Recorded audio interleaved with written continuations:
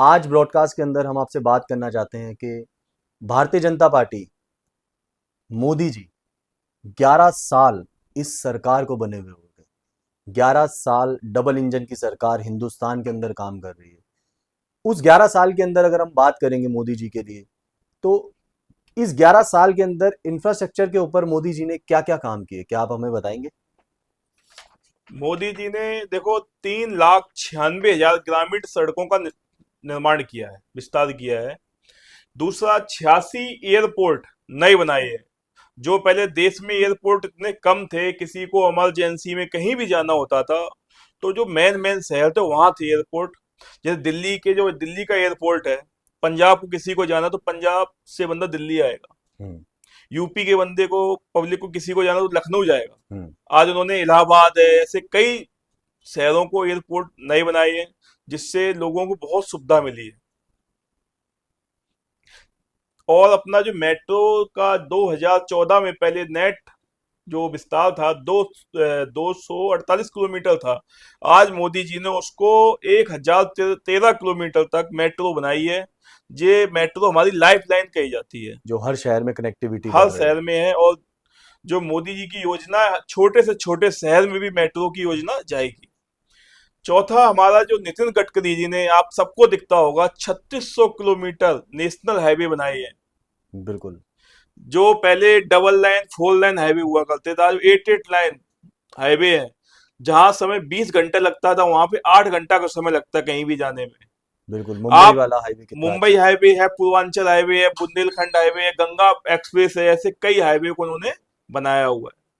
अब बात करी जाए, जैसे रोड की बात हुई हमारी, अभी सबसे बड़ा चैलेंज, जो सबसे बड़ा मुद्दा आता है हर सरकार में, हमने देखा कि गरीबों के लिए किसी सरकार ने क्या किया।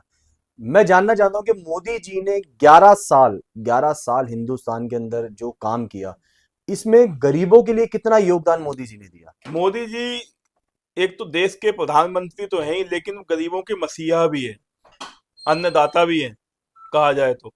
उन्होंने 81 करोड़ लोगों को पीएम गरीब कल्याण योजना के तहत फ्री राशन दिया है।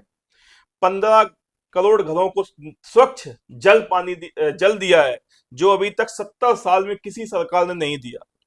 हमारे लिए पानी कितना उपयोगी है सबको पता है। बिल्कुल। इंसान तो छोड़ो, जानवर के लिए भी पानी बहुत उपयोगी है। इसी तरीके से पीएम स्वनिधि योजना के तहत 68 लाख रेडी पटरी वालों को लोन दिया है, जिसका कोई इंटरेस्ट नहीं है, कोई ब्याज नहीं है। अच्छा। इसी तरीके से 20 करोड़ लेडीज को कोविड लॉकडाउन में सीधे नगद की सहायता की है। जैसे पहले 1 रुपए सरकार देती थी और पब्लिक के अकाउंट में 15 पैसे आते थे, मोदी जी ने इसको डिजिटल किया है। 1 रुपए डालते हैं तो 1 रुपए ही सीधे अकाउंट में आता है। मतलब बीच की धांधलेबाजी सब खत्म कर दी सब दलाली खत्म कर दी कि मोदी एक सरकार रुपए ने। डालो और 1 रुपए मिले, एक डिजिटल इंडिया। डिजिटल। अगर बात की जाए, जैसे पीएम मोदी के आने के बाद, Bharatiya Janata party double engine सरकार के आने के बाद, मेडिकल की बात करी जाए तो मेडिकल में क्या जितेंद्र पोरवाल जी चेंजेस हुए? क्योंकि कोविड में हमने देखा कि कई चीजों पे हम लोगों ने स्ट्रगल किया, बल्कि कई देशों ने हमसे जैसे वैक्सीन ली है। तो और क्या क्या सुधार मोदी जी ने करे? पहले हमारे देश में 8 एम्स थे। जी। आज मोदी जी ने इसकी संख्या बढ़ा के 23 की, और 23 में भी विस्तार, इलाज बहुत अच्छा हो रहा है लोगों को। इसी तरीके से पहले हमारे देश में 82,533 मेडिकल की सीट थी, आज उसकी संख्या 1,92,496 हो चुकी है, मतलब डबल से भी ज्यादा हो डबल गई। से ज्यादा। इसी तरीके से पहले 16 आईआईटी के कॉलेज थे, आज इसकी संख्या 23 की जा चुकी है। वृद्धि ही वृद्धि हो रही है। बिल्कुल। इसी तरीके से पहले 723 विश्वविद्यालय थे देश के अंदर, जी। आज की डेट में 1213 विश्वविद्यालय खुल चुके हैं। और मोदी जी का जो विजन है, आने वाले समय में 2045 न्यू मेडिकल कॉलेज खोले जाएंगे। तो अब जैसे हम बात करें, हमने वो नहीं पूछा आपसे मेडिकल के बारे में, हमने जाना कि गरीबों के लिए। अब अगर आप बताएं कि रेलवे यानी कि ट्रेन की बात करी जाए, जिसमें हम आम जनता सफर करती है, और सड़कों की बात करी जाए, जिसपे लोग आज के टाइम पे आप देखते हो कि सड़कों की कितनी कंप्लेंट्स आती है। तो ट्रेन और रोड्स के बारे में मोदी जी ने क्या क्या ऐसा काम किया जिसके बारे में पूरी जनता को, हमें लगता है कि आपको बताना चाहिए, कि जनता जानना चाहती है चीजों के बारे में? पहले देखो ट्रेन में सफर सबने किया है, ट्रेनें कितनी गंदी हुआ करती थी, स्टेशन कितने गंदे हुआ करते थे, आज कितने स्वच्छ और क्लीन हो रखे हैं। बिल्कुल और ट्रेन की भी स्थिति सुधरी है, वहाँ वहाँ का ट्रेन का जो खाना है वो भी बहुत अच्छा हो गया है। बिल्कुल। अब मोदी जी ने वंदे भारत को लॉन्च किया। आज हमारे देश में 136 वंदे भारत रोडों पे चल रही है। इसी तरीके से मोदी जी का जो लक्ष्य है, 400 वंदे भारत हम मोदी जी चलाएंगे।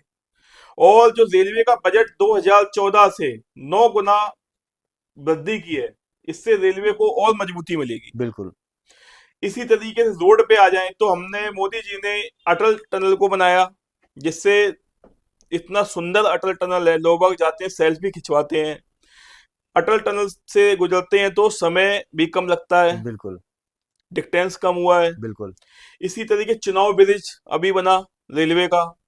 अभी एक हफ्ते पहले सबने देखा, मोदी जी ने वहां पे जाके भारत का झंडा फहरा। वो विश्व का सबसे ऊंचा ब्रिज है, बिल्कुल सबसे ऊंचा। सबसे ऊंचा ब्रिज है। और इसी तरीके से मोदी जी ने स्टैच्यू ऑफ यूनिटी को बनाया। मोदी जी ने बहुत काम किए हैं जिनको हम नहीं गिनवा सकते हैं। बिल्कुल, जिस हिसाब से आप बता रहे हैं कि अभी तक हर चीज में मोदी जी ने लोगों को दिया ही है। तो अब जैसे बात करें कि आज के टाइम पे आप भी जानते हैं कि हम लोग खाना खाते हैं, सारी चीजें, ये सारी चीजें हमारी जुड़ी हुई है किसान के साथ।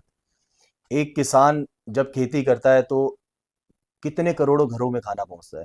तो किसानों के लिए मोदी जी ने क्या किया कि किसान के लिए कि भाई इनके लिए कुछ किया हो।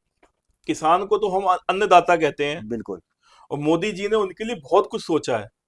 पहले की सरकार में ने कुछ नहीं सोचा। मोदी जी ने किसानों के लिए एमएसपी, जो दालों पे खरीद करते थे, उसको 7350% वृद्धि की है। 7350। 7350। इसी तरीके से पीएम धन धान्य कृषि योजना के अंतर्गत 1,70,00,000 किसानों को 100 जिलों में लाभ मिला है। अच्छा ऐसी 1473 मंडियों को ENAN डिजिटल प्लेटफॉर्म से जोड़ा गया है।